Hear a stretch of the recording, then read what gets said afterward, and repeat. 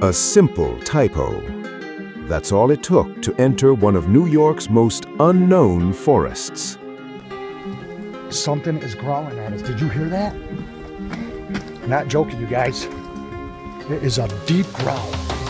Keep walking, keep walking, keep walking. 1.8.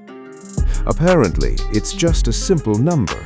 But in the world of survival, a misplaced decimal point on your phone screen can act as an unwanted invitation into uncharted territory.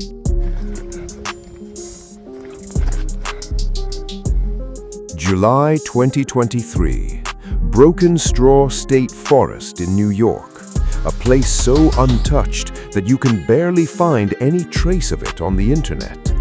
Trusting the information from a reputable hiking website, an experienced couple, along with their dog, set foot on this trail to camp out in their van for the night after a quick scout. The weather was incredibly humid.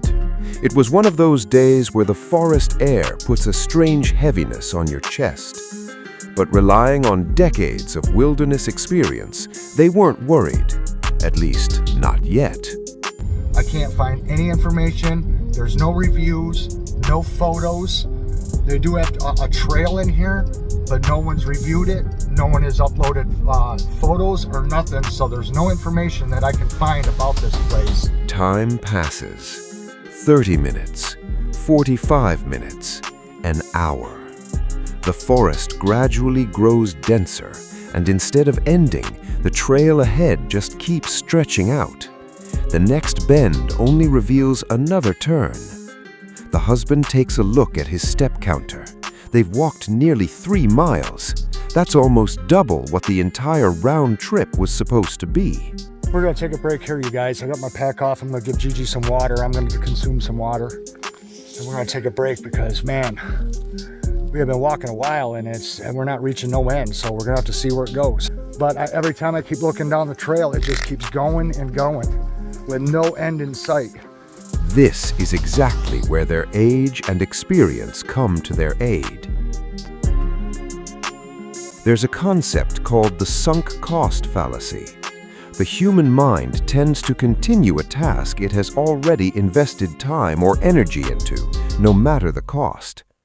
At this point, younger people usually get caught up in the excitement of the moment and say, "We've come this way, let's just go to the end." Instead of letting stubbornness or pride get the best of them, this couple senses the danger of running out of water and getting caught in the dark. Keeping his cool, the husband says, "We need to turn back." Almost 3 miles and there's no end in sight. There's just no, it don't feel like no 3 miles to me. It seems like we've gone longer than that. I am just soaked with sweat. Just look at this, I'm soaked. I don't think anything on these phones is accurate.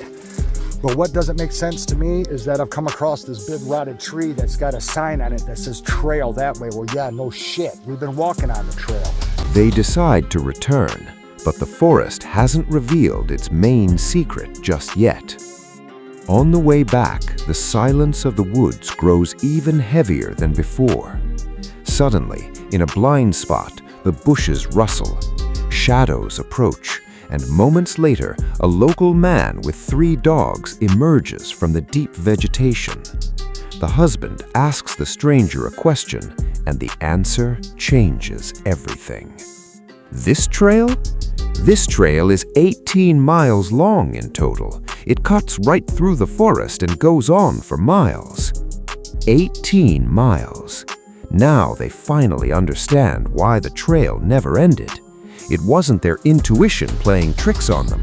The website info was completely wrong. Instead of 18 miles, it had written 1.8 miles. One wrong dot. Without enough gear, they had walked right into a massive 18-mile wilderness trail. If they had kept going, they'd be miles away by now, completely lost in the pitch-black woods. But the real story is just getting started when they realize they're still a mile away from their car, and the forest has another surprise for them. So I'm kind of preaching to the choir, but anybody that's new to hiking, Anytime that you are on a trail, it doesn't matter where you are. If you are on a new trail that you're not familiar with, don't just go off of one map. Don't just go off of one website. Don't go off of just one app. Their tired and thirsty bodies need a short break. They stop beneath the shade of some trees to drink a little water and let their dog rest. They're less than a mile away from the car. But just when they thought the hardest part was over, suddenly, from a close distance within the dense vegetation, a deep, low growl echoes. It's one of those sounds that feels heavier than usual in the silence of the woods. Without raising his voice, but with a clear, hidden anxiety in his tone, the husband says, "Something is growling at us. Pick up the dog. Just walk." A growl like that is usually a warning sign from an animal saying, "You're in my territory."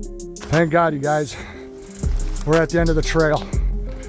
Oh my God. I don't know what that was that growled at us, you guys, but I have never in my life heard that ever before hiking in any forest anywhere, whether in New York or Pennsylvania. I've never heard something growl. Fear of the unknown is the most powerful kind of fear because the mind doesn't know what danger it's facing. The couple's reaction at this moment is fascinating. They don't fall into the curiosity trap. They don't turn the camera toward the trees to find the source of the sound because they know that searching for danger in an enclosed space increases the risk of an attack. They don't stop. What's even more interesting is that they move with fast steps but without a hysterical run that could trigger the animal. They just want to create distance. Holy crap, I have never in my life ever heard that on a trail. Ever. Okay, you guys. We are gonna make it in fast time, walking fast, and get back to the car. And I'm gonna keep watching behind us. What did that sound like to you? And you heard it, right? Yeah, I heard something. That was crazy. Holding his bear spray tightly, the husband keeps saying, "Just walk, just walk." The wife whispers, "I've never heard a sound like that in my entire life." For a moment, the husband remembers one of the famous legends of these woods. With hesitation and in a tone somewhere between a joke and serious, he says, "Could it be a Sasquatch?" They move as fast as possible, with the husband constantly looking over his shoulder. It was as if they could feel the heavy gaze of something watching them from behind. Fortunately, before the night completely darkens the forest, they reach their van. This experience was so shocking for them that after this incident, they completely canceled all their upcoming hiking plans until further notice. And we're gonna get some fresh drinks out of the cooler. She heard it. Bridget heard it herself.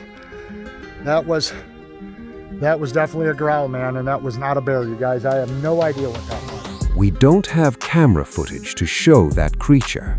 Was it a black bear defending its territory, or something else entirely? In the end, this reality doesn't change. A single wrong decimal point had dragged them into a very real, unknown situation. An event that still has no clear answers, leaving the secret of that growl forever in the silence of the woods. We both stopped, and it was just going growling at us. Holy shit, I never heard that in the woods ever before.